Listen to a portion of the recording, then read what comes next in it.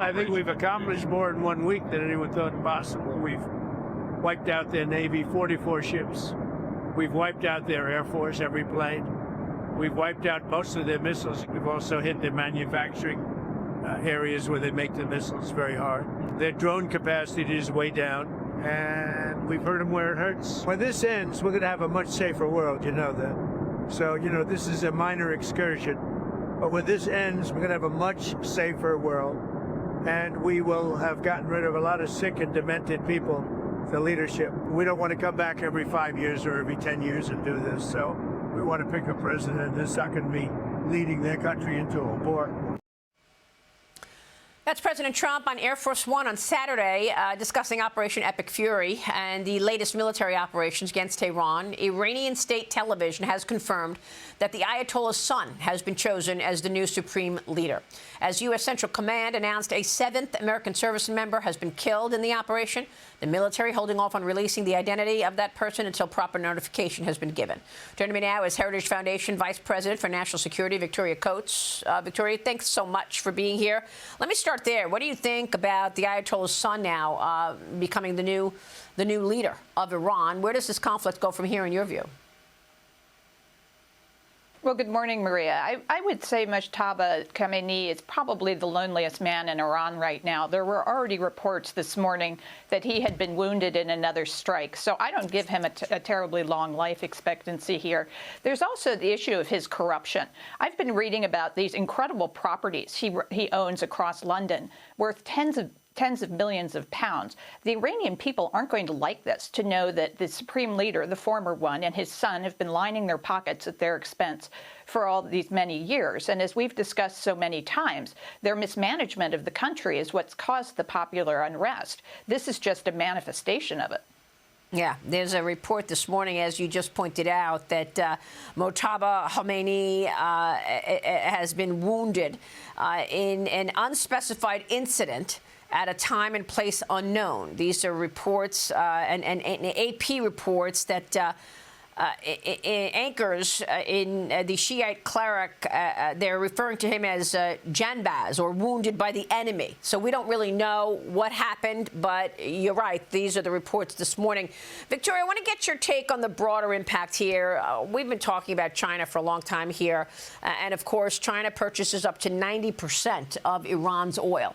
And much of that travels through the Strait of Hormuz. What can President Trump do? The president is set to visit Beijing at the end of the month. He's going to meet with Xi Jinping March 31st. And you know that his hand has been strengthened materially after the president's actions in Venezuela, now in Iran, as China has to be questioning whether or not it's going to have the free flow of oil, even though they have set up contingency where they have a reserve of oil in place for a few months.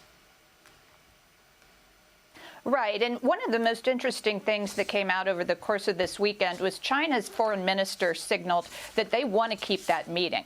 They're not in any way cutting off President Trump and trying to support Iran. They want to meet with the president because he has demonstrated so much strength. And, yes, we are looking at some issues with energy prices here at home. I know the president's deeply mindful of that. But at the same time, this is going to hurt China. Yes, they have a significant reserve. They have to, because they're not a producer the way we are. And so what's happening in the Strait is going to hurt them. I wonder if China's the one that ultimately will get Iran to loosen things up and get that oil flowing again. Yeah, it's a great point, because it feels like this conflict is hurting Europe even more than it's hurting China right now, because China has built this strategic reserves that will cover several months of supply disruption. But as far as Europe is concerned, they are highly reliant on LNG, liquefied natural gas that moves through Hormuz. What would be the impact to Europe, in your view? Well, the Europeans have just had a disastrous energy security policy, or lack thereof. They're still reliant on Russia after more than 4 years of the Ukraine war. It's ridiculous.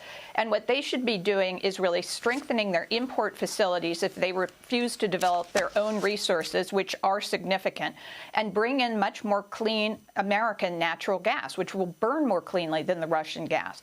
So what we should be looking at is, as my friend David Malpass was just talking about, we do have that east-west pipeline from Abqaiq to Yanbu on the Arabian Peninsula. That can move about 5 million barrels of oil a day into the Red Sea to go up to Europe. There's a commensurate natural gas pipeline. It's Petroline is the name of it. So we can start moving more product through there. But the key is ultimately to get the Strait open.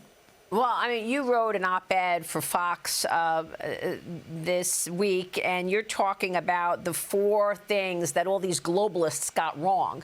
And I want you to tell us about that. We do have some new information this morning. The Associated Press is reporting that Russia has provided Iran with information that could help the regime attack the United States military following the strikes which killed Khamenei, Victoria. So not only do we worry about China giving information to the Iranians in terms of where our assets are. Now we understand that Russia is doing the same. Talk to us about that and these 4 things that you write about on FoxNews.com that the establishment got wrong again. Well, this comes on the heels of President Trump really upsetting conventional wisdom during the first term, doing things like move our embassy from Tel Aviv to Jerusalem and Israel. Everybody said that couldn't be done. He did it, and nothing happened, literally. The embassy is still there. Even President Biden didn't try to move it back. And we had the same naysayers talking about what was going to happen if there was an Israeli or U.S. Action against Iran, that Iran would ignite a regional war, that the supreme leader would be untouchable, that the Arab world would combine to attack Israel, that the United States would be isolated on the world stage. Well, none of these things have happened. You know, we have China asking the president to visit. We have the Arabs lining up behind Israel and the United States. The supreme leader proved very, very touchable. And while Iran does continue to fire off some ballistic missiles, those levels are going way, way down. And I really don't see a regional war igniting. So, you know, yes, we have to be mindful that the enemy gets a vote. We need to pay close attention and guard against Iranian attacks and against this Russian supply of intel to them. But overall, I think this is going exceptionally well. Yeah, I mean, by the way, we're talking about a regional war. You've got the regional players like the United Arab Emirates and the Saudis telling Iran, you better stop lashing out at us because there will be harsh retaliation. So if anything, the regional players are supporting the United States. But the threat of terrorism cells inside the U.S. seems to be growing. I spoke with House Intelligence Committee Chairman Rick Crawford about it on Sunday. Here's what he said. Watch. What we know about the Iranian regime is there are some 30 million Shiites around the world, and I'm not suggesting that they are all terrorists, but they are aligned with this regime religiously. And what that does is provide them with a global network and their ability to reach out. We just saw a potential bombing, or it was a bombing, it may have been a terrorist attack, we think it was, in Norway at the U.S. Embassy in Oslo. So we need to be very diligent about not only our security here at home, but obviously targets around the world where there are U.S. assets, including embassies and so on. So we know that that threat is there. We know it's persistent. And what that means here at home is, number one, we have to fund DHS. We've got to get these Democrats to quit playing politics with Homeland Security, because there are threats out there, and they have demonstrated a willingness to exercise on those threats. And we need to make sure that our DHS is funded. Victoria, your reaction? Yeah, Chairman Crawford makes a series of really good points there. First and foremost, you know, this is a huge problem domestically. The Democrats have to get off they have to stop this horrible blocking of the funding to DHS. We need to get the new leadership in there, and we have to get our safety taken care of here at home. Victoria, great to see you. We so appreciate your insights always. Thank you so much. Victoria Coates. Stay with us. We'll be right back.